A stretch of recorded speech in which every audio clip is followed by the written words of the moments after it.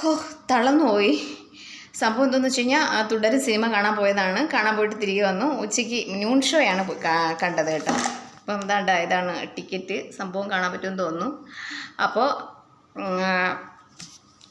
Family ആയിട്ടൊക്കെ ഞാൻ സത്യം പറഞ്ഞാൽ റിവ്യൂ ഒക്കെ കണ്ട് വീട്ടിലുള്ളവരെയൊക്കെ നിർബന്ധിച്ച് കൊണ്ടുപോയതാണ്. വേണ്ടായിരുന്നെന്ന് തോന്നി.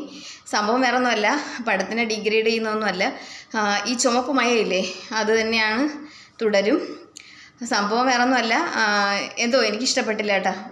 സംഭവം വേറെ ഒന്നുമല്ല, കൊല്ലും കൊലയും അടിയും ഇടിയും ഒക്കെ ഇഷ്ടപ്പെടുന്ന ആളുകൾക്ക് അത് ദഹിക്കും, അല്ലാത്തവർക്ക് പറ്റില്ല. സത്യം പറഞ്ഞാൽ റിവ്യൂവിലെ ആളുകൾ എന്തിനാണ് ഇങ്ങനെ പറയുന്നതെന്ന് മനസ്സിലായില്ല. ആ റിവ്യൂ പറയും പോലെയൊന്നും അല്ല കേട്ടോ. ദൃശ്യം ഇറങ്ങിയപ്പോൾ തിയേറ്ററിൽ പോയി കാണാൻ പറ്റിയില്ല. അപ്പം പിന്നീട് ഒരു വിഷമം കണ്ടല്ലോ എന്ന് കരുതിയാണ് ഈ തുടരും തിയേറ്ററിൽ പോയി കാണാൻ വേണ്ടി പോയത്. ഇന്നത്തെ ദിവസം പോയി കിട്ടി.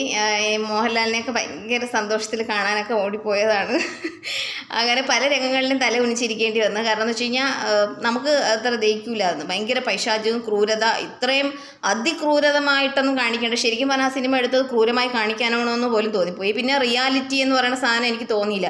മോഹൻലാലിൻ്റെ എല്ലാ സിനിമകളിലും നല്ല പക്ക റിയാലിറ്റിയാണ്. ശരിക്കും പറഞ്ഞാൽ നമ്മളെ ഒരു ഫാമിലിയിൽ പല സിനിമകളും നമ്മൾ തിയേറ്ററിൽ ഇത് കാണുമ്പോൾ നമ്മൾ ആ വേറൊരു ലോകത്തായിരിക്കും.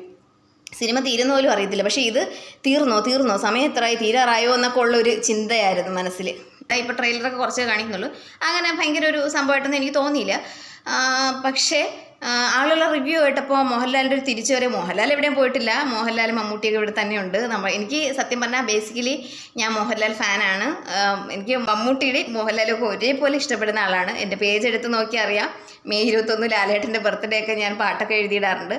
എനിക്ക് രാഷ്ട്രീയ ഒന്നുമില്ല, കാരണം ഞാൻ നന്മയുടെ രാഷ്ട്രീയമാണ്. ഇന്നത്തെ കാലഘട്ടമാണ്, ശരിയാണ്, കൊല്ലും കൊലയാണല്ലോ നാട്ടിൽ നടക്കുന്നത്. പക്ഷേ നമ്മളൊരു സിനിമ കാണാൻ പോകുമ്പോൾ ഈ നമുക്ക് തന്നെ ലൈഫൊക്കെ മടുത്തിരിക്കുമ്പോഴായിരിക്കും നമ്മളൊരു എൻ്റർടൈൻമെൻറ്റിന് വേണ്ടി പോകുന്നത്. സന്തോഷിക്കാൻ പോകുമ്പോൾ ആ സമയത്ത് കൊല്ലും കൊലപാതകമൊക്കെ ആകുമ്പോൾ നമുക്ക് അത്ര ദഹിക്കില്ല.